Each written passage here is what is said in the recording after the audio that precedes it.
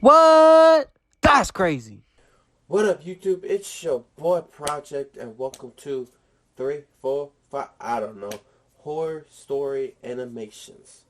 Um, I'm not gonna watch this whole video since it's an hour long, but I'll probably watch the first one, first two.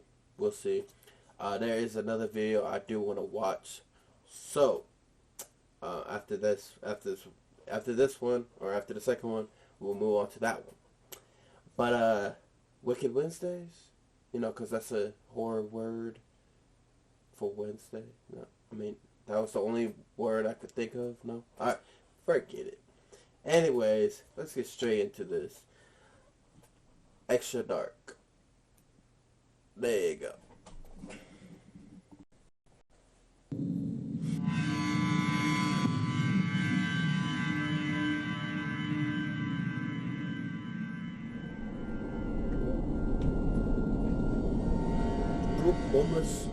I've lived a long enough life to have heard and seen a lot of unusual things. Of course, having spent many of my years in it, in the state of Florida, I've seen firsthand on several occasions why the infamous Florida man is always making headlines across the country. Heck, I could have been one of those Florida men back in the day. But I can tell you without a doubt that no matter how steeled you think you've become against the surprises life throws at you, you're never invincible. Life always holds the power to shock you to your core. I mean, take me for example. I spent my years in the military, and I've spent my years on the streets, drifting between one rock and another hard place. But no matter what messed up stuff I have to see go down or deal with, I always bounce back. Well, almost always. Out of everything I've seen, only one thing made me lose my cool. And I think it was just the sheer unexpectedness of it. Just that I didn't think anything like it could ever happen in broad daylight in the middle of the city. But there's no denying that this happened. Everyone knows about it these days. It was a nice sunny day in Miami. I was making my way across town down the concrete mess of a highway, just to get out of that part of town I'd been in for the last few weeks. I'd never owned a car, so I was taking my bike down the shoulder. Except I wasn't riding it. I hadn't been sleeping well, and the night before I didn't manage to catch any sleep at all. I was honestly too drowsy to pedal in a straight line, so I was literally just walking my bike down the shoulder of the road. There was a sidewalk next to me, but it was on the other side of a concrete barrier, like the ones they use to divide directions of traffic on freeways. I could have hopped it on foot, but not with my bike. I don't know exactly how I'd ended up sandwiched there between the cars and the concrete, but after what happened later, I'd take that way again over the alternative. The sun was getting high and bright. It was starting to hurt my eyes. I squinted ahead and saw that there was a bridge down the way, a nice wide overpass to provide some shade. I started to quicken my pace, which felt pretty silly given that there were countless cars flying past me. But between the deafening whoosh of each vehicle passing, I kept thinking I was hearing something. Something that sounded like the shouts of a heated argument between drunk people. That's the problem with you. It's going out this down. That might not be something you'd expect to hear in the middle of the day in your town, but in Miami it's more than common. But I couldn't help but think it sounded a little unusual. I figured that sleep deprivation was screwing with me, and pressed on. But as I got closer to the bridge, the shouting grew louder. It sounded more like screaming, but there was some other tone in there, like a growling rabid dog. Every time I thought I was about to decipher it, a car would blow past me. Then, the sound would change. By the time I got to the bridge, my curiosity was piqued. I could definitely tell where the noise was coming from, straight ahead of me, just a few more yards under the shade. I peeked over the edge of the barrier onto the sidewalk and saw two hairy pairs of men's legs sliding around together on the sidewalk. I instinctively darted my eyes away, not wanting to see much more above the thigh level. These experimenting people need to get a room. What are they thinking? Doing stuff like that on the side of a road in the beaming sun? Well, obviously no one cares because no one's stopping. Just another day in Florida. I did my best to keep my eyes to myself as I passed under the shade. I was thankful for the break from the intense light, but beneath the underside of the road above, some strange sounds began to echo, forcing me in for another look. This wasn't an active exhibition, but there were two messed up looking dudes lying naked on the concrete, and one of them was crouched over the other, tearing into a man's face with his teeth. There was blood gushing out and spilling onto the asphalt, bone showing through the bite wounds on the face, and flesh in the attacker's teeth as he looked up to notice me, just to scream like a feral zombie as he looked me dead in the eye. It was at that exact moment that I jumped onto my bike and pedaled off at top speed. All prior drowsiness was erased by the shot of adrenaline. I kept looking back to see if I was being ran down by that psycho, but luckily he'd been content with scaring me off. I rolled down the first ramp that I got to and immediately went looking for a cop. I found one not even a block away, surrounded by several other very concerned-looking citizens. The police officer, however, seemed annoyed, but I was in a panic, and I never panic, so I must have been a sight to see all on my own. I barged through all those people and got right up into the cop's face. "There's a flippin' zombie on the frickin' pedestrian path, up the ramp, just up that way. Come on, don't get hysterical with me, people. What do you mean by zombie?"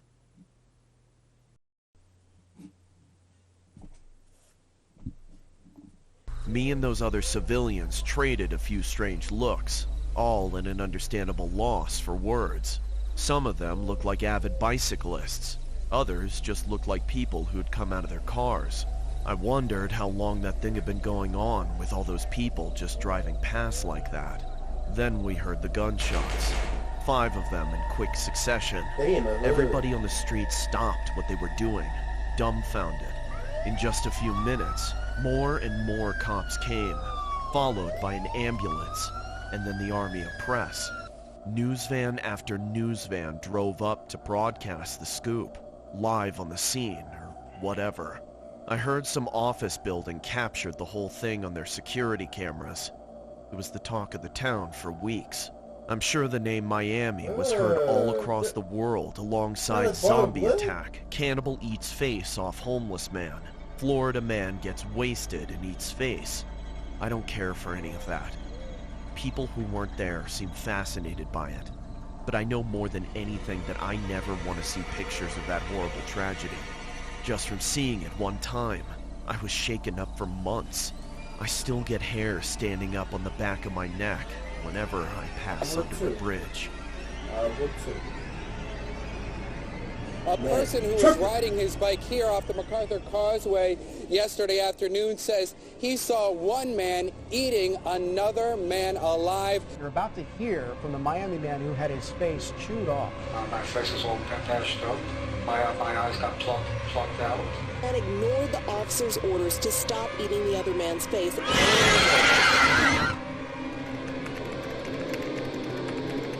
Why would they do that? Why would they do that?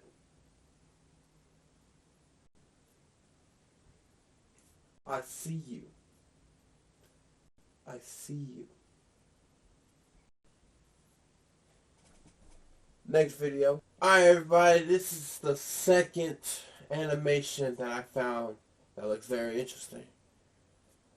Let's get straight into it. It looks like it's the first story one. So pretty much this is the first one of the second one. If that makes sense. Let's just get into the video.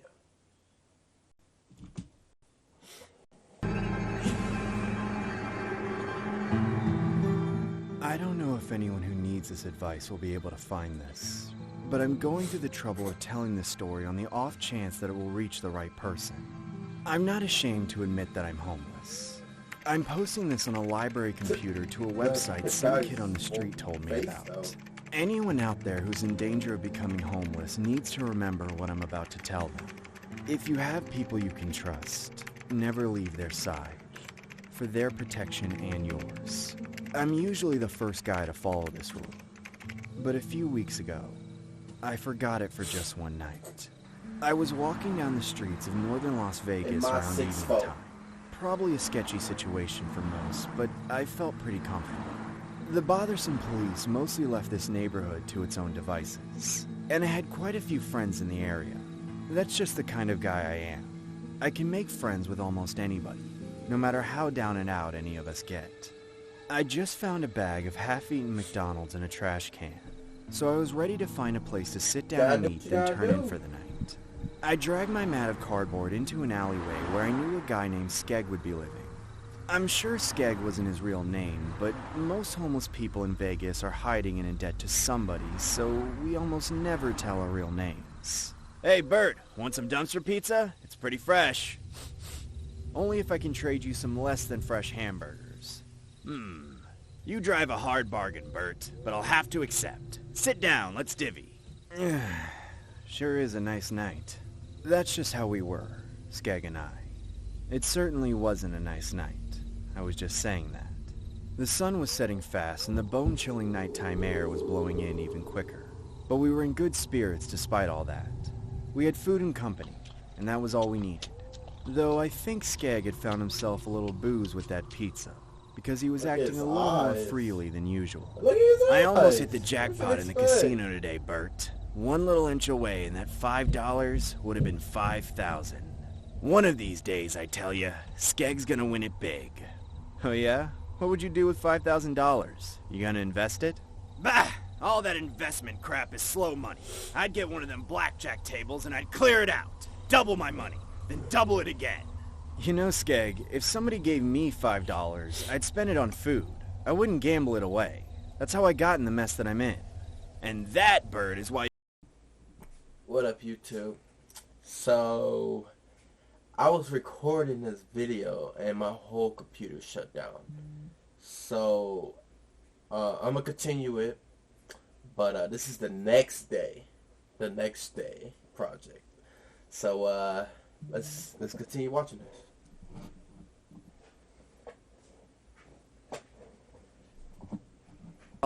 You gonna invest it? Bah! All that investment crap is slow money. I'd get one of them blackjack tables and I'd clear it out. Double my money, then double it again. You know, Skeg, if somebody gave me $5, I'd spend it on food. I wouldn't gamble it away. That's how I got in the mess that I'm in. And that, Bird, is why you'll stay in the mess you're in. Rotting in poverty, while Skeg is out shooting for the stars. Don't you know the sky's the limit? You can't stay stagnant. I don't need to hear this. Have a good night shooting for the stars, Skeg. I wish I could have just swallowed my pride and stayed there for the night. But in my grandstanding attitude, I made myself walk out into the cold to find a different place to sleep. I didn't feel like walking up on someone in the dark and giving them a fright, so I thought I'd just spend the night alone. I laid down my cardboard mat behind a gas station, pulled on my raggedy old blanket, and started to drift off. That's when I heard something sniffing right in my ear. Half asleep, I brushed it off and rolled over, thinking it was just a stray dog smelling my breath. Then, I don't know what, but something made me throw off my blanket. The cold air woke me up right then, and before I could pry my eyes open, I could tell just from the dead quiet that I'd slept for some time. It must have been 4 a.m., but soon enough my eyes opened and focused in, and there was a hooded man standing right over me. That was loud. He wasn't moving, just looking down at me with shrouded eyes. He was holding a plastic bag for some reason. I could hear it crinkling in the wind, and it looked like he was hiding something in his sleeve. What the hell, man? What do you want? Ew. What do you want me for? I'm just a bum. That wacko didn't respond. He just started to lift up his arm, letting his sleeve fall back. Then, sirens started to echo from around the corner. The creep froze, glanced around in every direction, then bolted out of nowhere. I got out of there too, before the cop showed up or he came back. I decided being alone wasn't worth the hassle, so I hustled back to Skeg's alley. He said, when I got there, he was slumped over on his side, facing the wall. dead. By then, I was freezing cold, so I did something I don't normally do. I laid down right next to Skeg and threw my blanket over the both of us so I could capture some of his body heat. Pretty quickly, though, I could tell it wasn't working. It was like he was barely giving off any warmth at all. And what was worse, his cardboard mat was wet. At first I thought it might have rained, but then I remembered I lived in Nevada. Skeg? I threw off the blanket again and tried to shake him awake, but he didn't stir. I stood up and rolled him onto his back, revealing the worst. Skeg! Skeg! Skeg! Skeg, man, come on, wake up! He'd been attacked. His face was caved in by several strikes from a blunt object, and all of the blood he lost onto the mat meant he was surely dead. I stood in horror. A chill ran down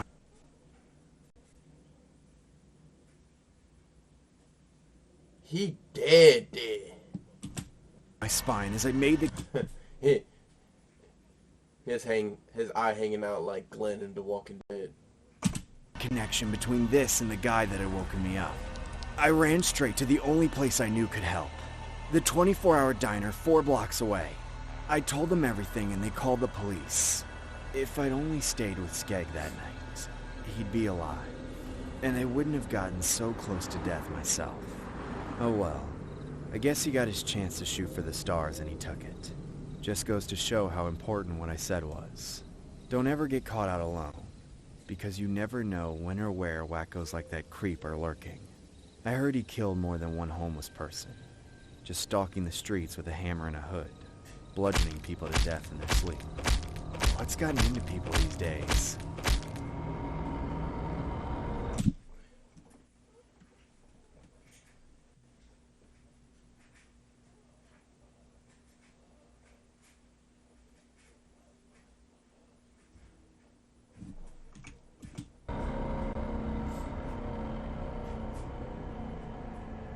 When you first hit it, were you sure it was a dummy? Yes. The problem being is we've had some other people struck in the head in the exact same fashion that you struck this dummy in the head. You're going to go to Clark County. I am? Yeah. Why? Because you make us nervous. You do? Yeah, you do.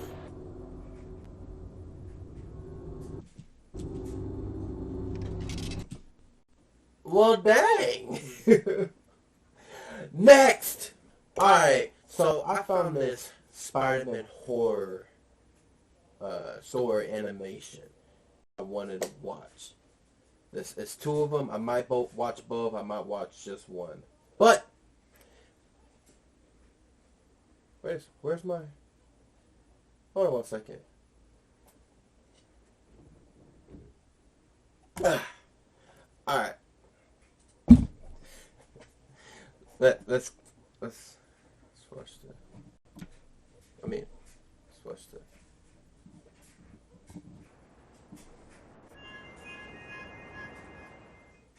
I woke up one day, and a feeling took over me. I mean, I always like to protect people and help them, but on October 21st, something was different. Maybe the YouTube videos I saw the other day about random acts of kindness and the way people reacted to them made me unlock a protective gene or something inside of me. Despite all of that, I was a fan of the classic superheroes like Batman, Superman, Captain America, and the list can go on. But there was one that really spoke to me. Thor. And I always thought that maybe I could be as good, if not better, as Spider-Man than Peter Parker. As I was a kid, I would stay in bed and imagine what would happen if I was suddenly bitten by a radioactive spider. I would see, as I glanced at the white wall in front of me, how I'd swing from one skyscraper to another, how I'd climb on walls and punch Dr. Octopus in his face. But of course, that was only a dream. To tell you how serious I was about this hero business, I even took martial arts classes and homemade a hero suit. It was very closely related to Spider-Man. Only a few minor details set it apart. But whenever I'd put it on, I would think of myself as Spider-Man from a different universe. On October 21st, I was sitting in my apartment, and at that moment I was trying on the suit. I had a few ideas in mind on how to make it better. And as I was looking in the mirror, I heard something. "Help! Thief! Help!" The voice of a woman asking for help came from right outside my building. I looked out the window and saw her screaming and pointing to the right. As I turned my head, I saw a man running away with what looked like her purse.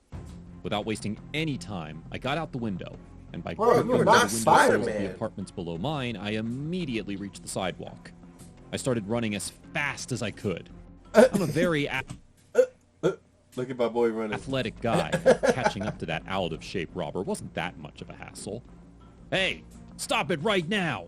I yelled as I was getting closer to him.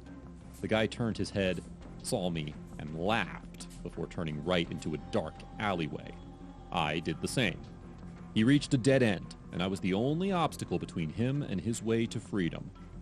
Hand over the bag and no one will get hurt, I told him while reaching out my hand. Who do you think you are, Spider-Man?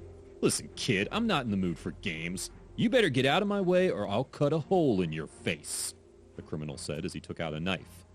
But I wasn't afraid. I was trained to deal with this type of situation. I took a few steps toward him and he started swinging the blade around.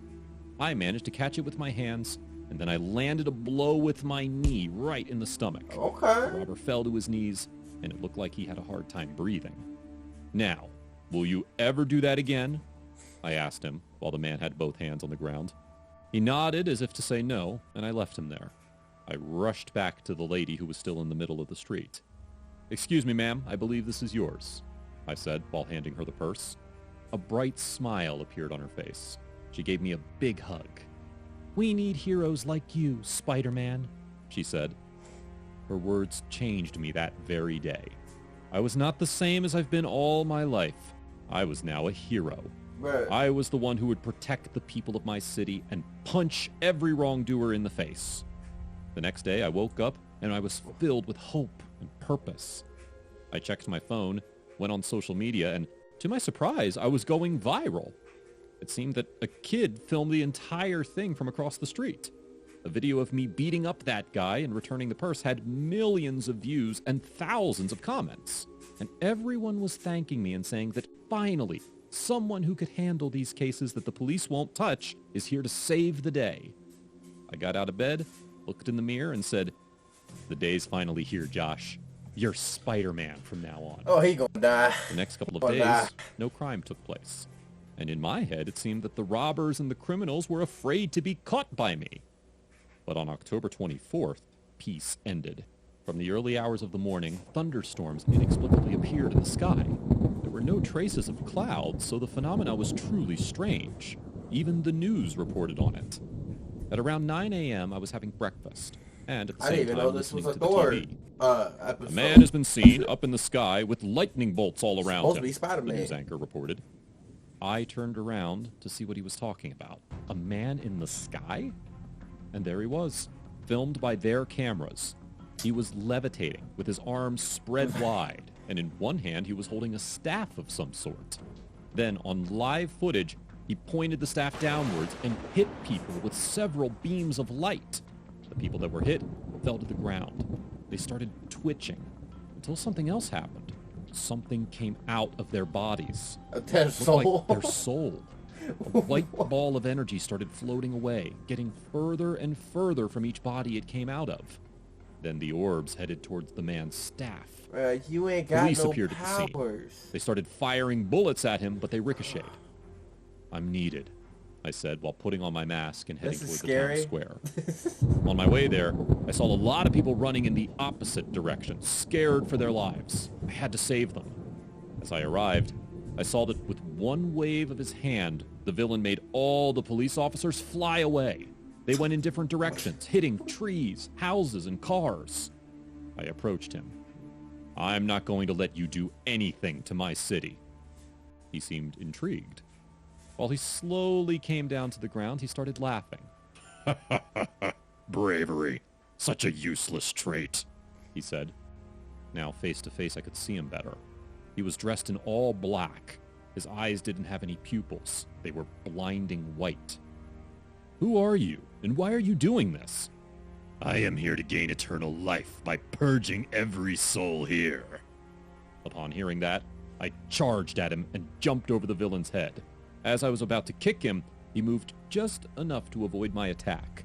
Then with a short but powerful swing of his staff, he hit me so hard that he threw me against a nearby car. I got up immediately. You won't get away with this.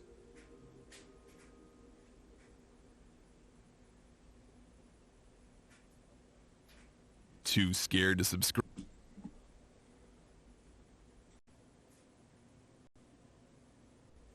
Next. We're watching this one. You are admirable. It would be wise to take your soul, he said while pointing the staff towards me. I jumped while a beam of light burst into my direction. What are you talking about? Why do you want to take people's souls? He slowly lowered his arm. My name is Akina. I am over 4,000 years old. I managed to survive so long thanks to an ancient practice of taking someone's soul for personal gain. Unfortunately, the effects don't last forever.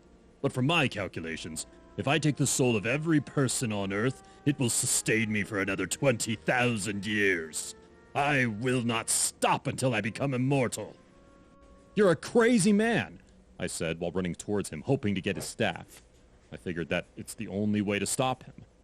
As I approached the villain, a bright shockwave knocked me on my back. I fell right next to a man who was without a soul, but he started to move. He moved his arm, then his leg, then jumped on all fours, just like an animal. The look in his eyes had nothing human about it. The man attacked me, and I tried to immobilize him. Ha ha! I can see you stumbled upon the effects of my practice, the shaman said while looking at me, fighting for my life. What are you talking about? I uttered, managing to grab a hold of the man's head as he was trying to sink his teeth into me.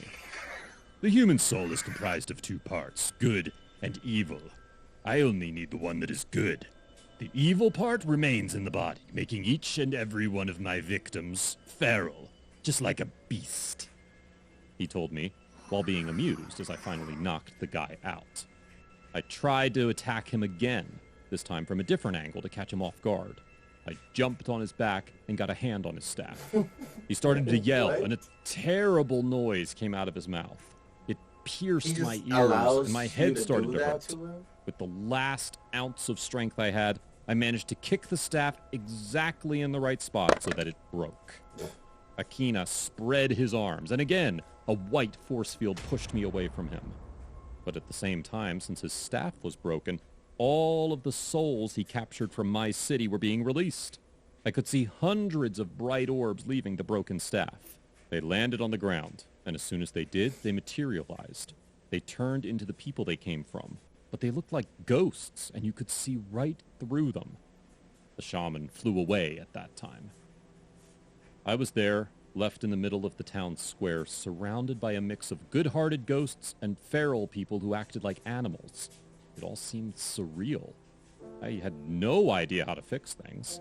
I was way over my head, and my entire town would soon turn into ruins. Since there were so many people that lost their humanity, they started hurting and even killing the ones that were left. They had no chance. In about a week, the place turned from a beautiful, joyful city to a ruin. Cars were flipped over, burned and utterly unusable. Houses were broken into, windows were smashed, and all you could see were the beasts running around on the streets, acting like animals more and more as time went on. Time went on, and nothing seemed to change. I was the only one left in the city, and maybe the world. I had no idea. World? The shaman must have gone to other cities and other countries, sucking the soul out of people, gaining immortality, and leaving the entire planet in ruins. About 2 months passed, and apart from the ones that got their souls split, I didn't see anyone else on the streets. I had some cans of food that kept me full, and some water. The power went out. Everything looked almost deserted. But something kept me company. The ghosts that were all around me. Ghosts that I befriended. Ghosts that were nice and talked to me. And by ghosts, I mean those souls that materialized after I cracked his staff. So, what are you going to do, Josh? One day, Mike asked me. He was a former CIA agent, one of the coolest people I ever met. Well, one of the coolest ghosts. I have no idea. I'm completely lost, I told him while looking at a pile of red clothes next to me on the roof. That pile was my costume. I took it off because I didn't think I deserved to wear it. Why did you become a hero? To protect people. And why are you giving up now? I don't know what to do. It's too much for me.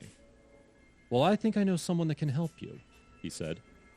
My eyes widened. I really needed help at that moment. Immediately, another ghost appeared. She looked similar in age to Mike. Her name was Syra. and she had some information about soul splitting and stuff like that. I didn't know they were involved in such spiritual stuff. Syra told me of a method to willingly split your soul. By doing so, you release the good part of it and retain the bad one, being much more powerful. But I will have somewhat control over my body for a brief period of time. He said that I will have enough time to defeat the shaman and return all the souls to their respective bodies. But because he didn't take mine, chances are that I will eventually become like the people running around the city. And that was a sacrifice I was willing to make. Immediately, I performed the ritual and felt a sharp pain in my chest. I fell on my back. In no time, a small orb left my body, and I started feeling stronger. I got up and jumped down onto the street from on top of the 4-story building. 2 wild people attacked me, but I evaded them and went in search of the shaman. A few days of frantic search, and I managed to find him. "There you are," I said while locating him in the middle of the woods, meditating. He got up and waved his staff that he repaired. A gust of wind blew in my direction, but I didn't budge. "What is this?" he said. What is this? He couldn't believe that I didn't get knocked down. I immediately lunged at him. I was so quick that he didn't even realize I was moving. I got right in his face. I grabbed the staff, threw it on the ground. Then I punched him so hard that he went through 2 trees before stopping. I couldn't believe how strong I was. But at the same time, I felt like I was getting more and more violent. "I have to fix this first," I said while going toward the staff. I picked it up, said an incantation that Syra taught me, performed the ritual, and a powerful beam of blue light came out of it and lit the sky. In no time, all of the souls that were trapped came out and went straight to their bodies. The shaman disintegrated right in front of my eyes. But I was feeling chest pains again. I put one knee to the ground. I couldn't stand up. The next thing I know, everything went dark. I woke up at the hospital. "Are you okay?" a nurse asked me. I was heavily medicated, but I was still alive, and I was normal. "Yes," I said. She walked away, and in came a woman that looked familiar. "You saved us, Josh," she said. "Syra?" "Yes. But how did I go back to normal?" I didn't know that part of the ritual, but it seems that if you sacrifice yourself right before you lose your humanity, your good part of the soul comes back, she told me. "Here, I have something for you. You're not done yet." She handed me the Spider-Man costume. I put it under my pillow and couldn't wait to wear it next time so I can save the world.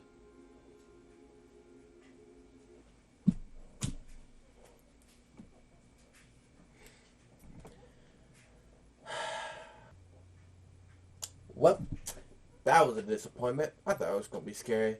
I give that about a 2 out of 10. Anyways, I hope you guys like my reaction. I'm sorry for this last video.